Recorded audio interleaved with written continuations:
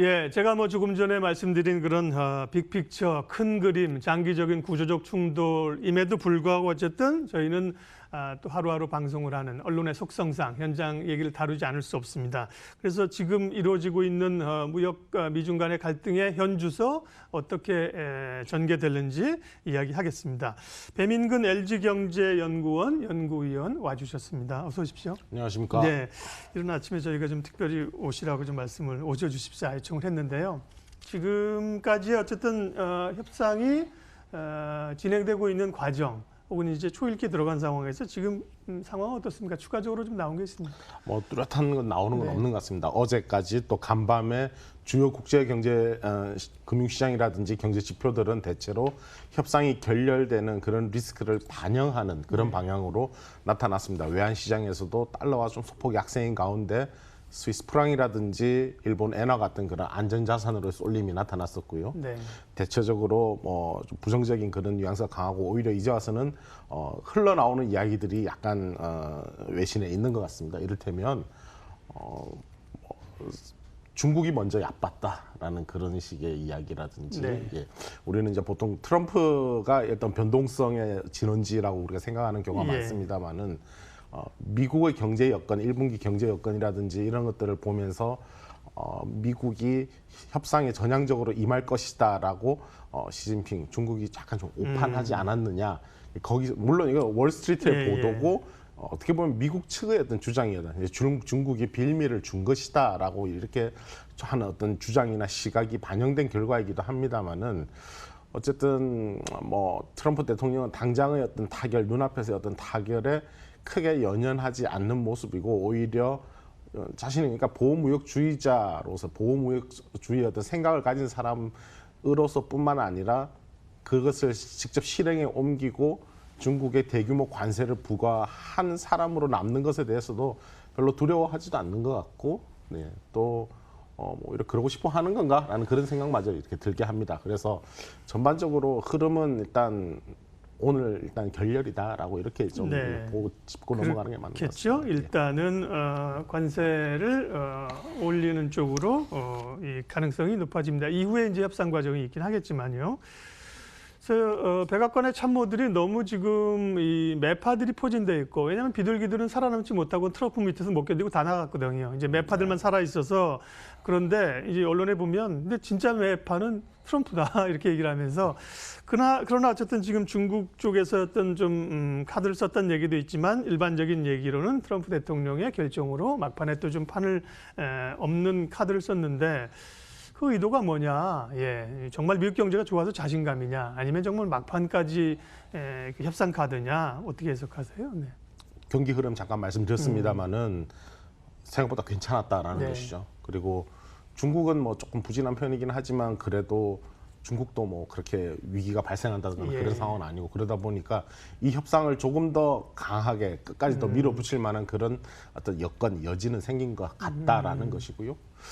사실은 그동안 이제 이렇게 말씀을 드리거나 하면서 저희가 좀 간과했던 부분 이런 것일 수 있는데 기본적으로 미국 트럼프 대통령 이런 사람이 미국의 어떤 뭐 국가 원수로서 어떻게 보면 세계에서 가장 정치적인 권력이 강한 사람으로서 네.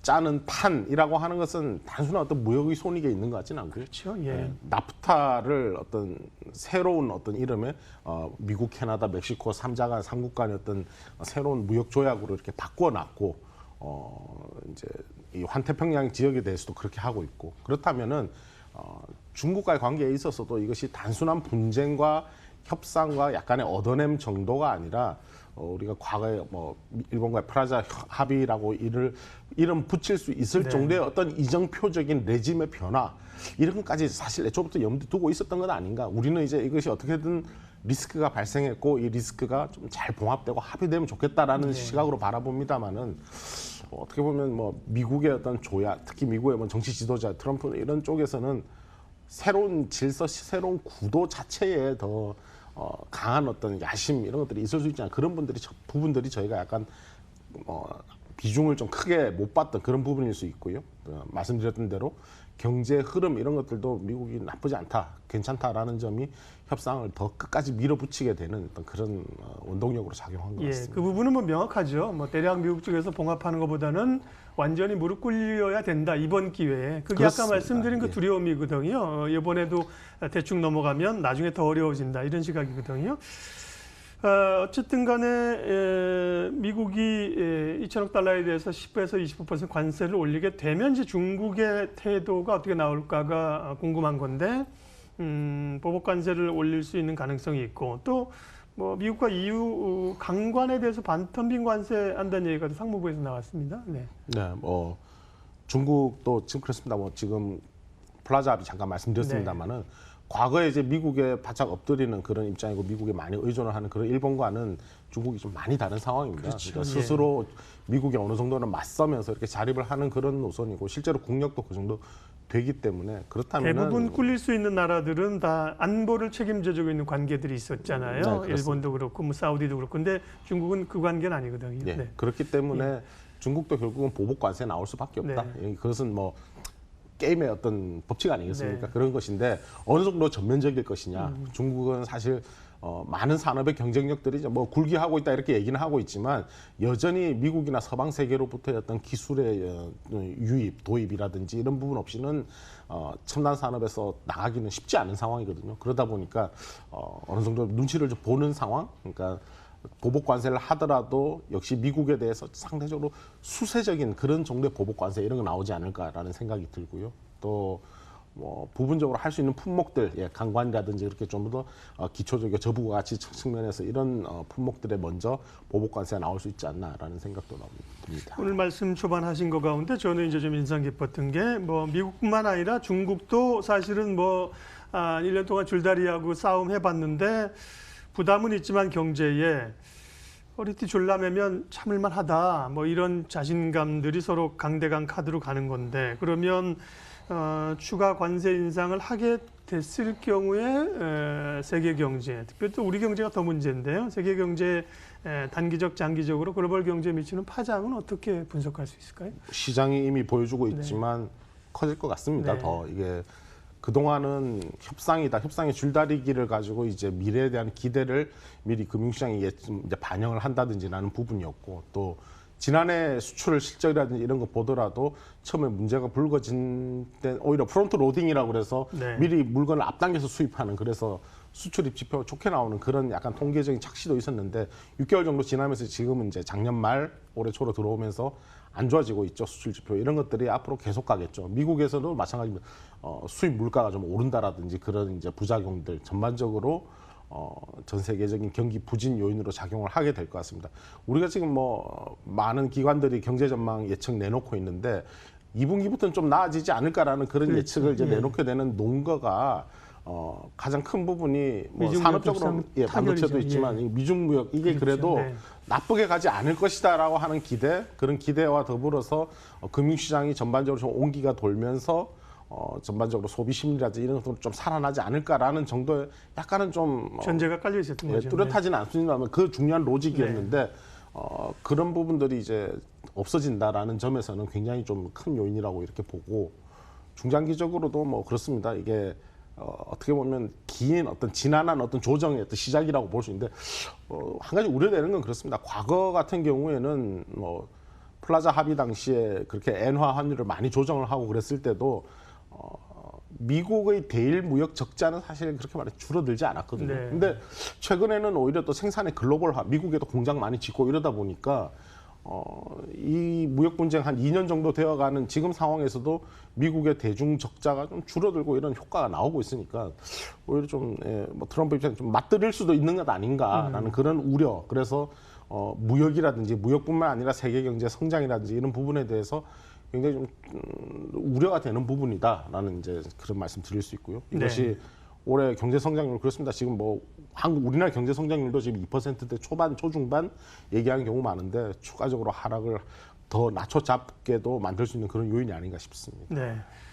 국내 금융시장 영향으로 좀 더 들어오면요. 안 그래도 지금 사실은 주식시장 뭐 주가 하락하는 거는 눈에 보이는 거고 외환 시장에 지금 원화값이 꽤 크게 하락, 원화가 약세로 가지 않습니까? 그런 것들이 어쨌든 간 더 부담되는 요인이에요, 이번 사건이요. 네, 뭐 그렇습니다. 그래서 그저께는 사실 미국에서 뭐 달러 강세 나오고 그러면서 그랬지만 그랬던 것에 비하면 원화값이 상대적으로 견조했었는데 어제 다시 좀 무너졌죠. 어제 장중에 거의 10원 이렇게 올랐습니다.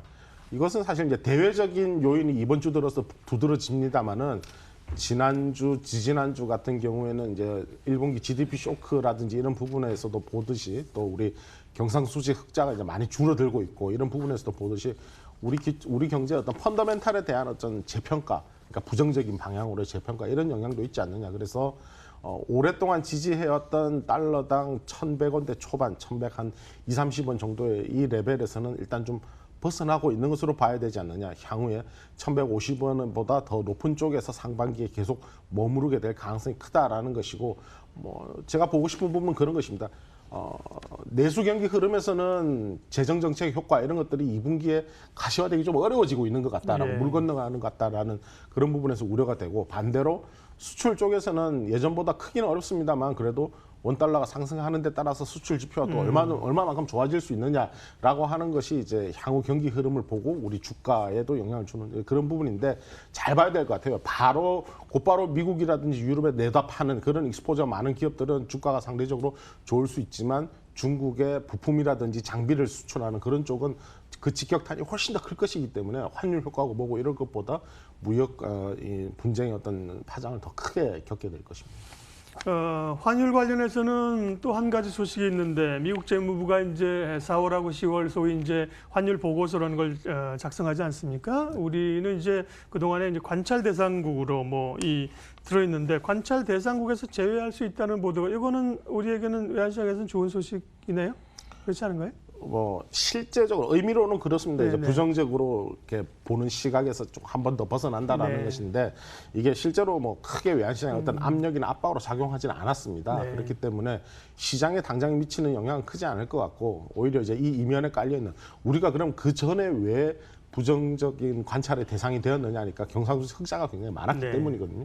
GDP 대비 5% 넘고 이런데 이것이 근래 들어서 계속 이제 추세적으로 줄어드는 부분 이런 것들이 뭐 그렇습니다. 우리 그 불황형 흑자라는 그런 말을 이제 많이 하는데 그 가운데서도 사실 흑자 부분이 흑자라는 말에서 우리가 좀 안도감을 느끼는 것이죠. 그런 것이 결국은 테이퍼 텐트룸이라든지 그 이후에 우리 경제 금융시장의 어떤 안정성을 그나마 담보해주는 요건이었는데 그런 부분들도 좀 약해진다. 그러면 어떻게 보면 뭐 그렇습니다. 불황형 흑자라는 말에서 흑자를 떼버리면 불황만 남는 것 아닌가라는 그런 약간 어두운 그런 어떤 변화 이런 것들도 같이 들어있다라는 점에서는 사실 이 경상수지 흑자의 어떤 축소 이런 것이 그렇게 반갑지만은 않습니다. 뭐 일단은 그렇습니다. 그래도 미국과의 어떤 갈등의 요소를 그만큼 좀 배제할 수 있다라는 점에서는 좋은데 외환시장에서 어떻게 반영될지는 글쎄요. 뭐 계속해서 우리가 위안화 가치와 가치가는 동조성이 높게 나타나고 있기 때문에 어떻게 될지 모르겠습니다. 마무리하겠습니다. 미중 무역 갈등이 어쨌든간 지금 첨예하게 다시 파국으로 가는 상황인데요. 투자자들이 염두에 두어야 될 향후 변수들 얘기해 주십시오. 네, 뭐 말씀드린 대로 국내 경기 부양책이 이제 좀 가시화돼야 되고 그런 부분들이 뭐 서비스라든지 내수 업종을 중심으로 해서 온기가 다시 좀 찾아지는 모습이 나오면 이런 것들이 시장에도 긍정적인 영향을 줄 수 있을 것인데 최근에 흐름 보면 사실 꼭 그렇지는 않아 보입니다. 추경이라든지 이런 것 투입이라든지 이런 것들로 여의치 않고 또 실제로 재정이 실제로 집행되는 그런 정도도 우리가 보고되고 있는 것보다는 낮다라고 하니까 국내 경기, 내수 경기의 어떤 반등, 소비의 반등 이런 것들을 낙관적으로 보기는 조금 쉽지 않은 상황이고 뭐 사실 그건 그렇습니다. 성장이 안 된다라기보다는 어떤 성장률의 배분에 있어서 2분기 반등이 조금 기술적으로만 가능할 것이고 3분기 하반기 쪽으로 더 미뤄진다라는 의미가 될 것이고요. 그러한 가운데에서 일단 대외 여건에서 빨간불이 들어오고 있다. 우리 수출이 가장 중요한 나라 중에 우리가 하나인데 경기 상황에서는 굉장히 좀 큰 리스크가 지금 발생한 상황이다. 이렇게 볼 수 있겠습니다. 긴급 시장 상황 진단 LG경제연구원 배민근 연구위원 함께해 주셨습니다. 고맙습니다. 감사합니다.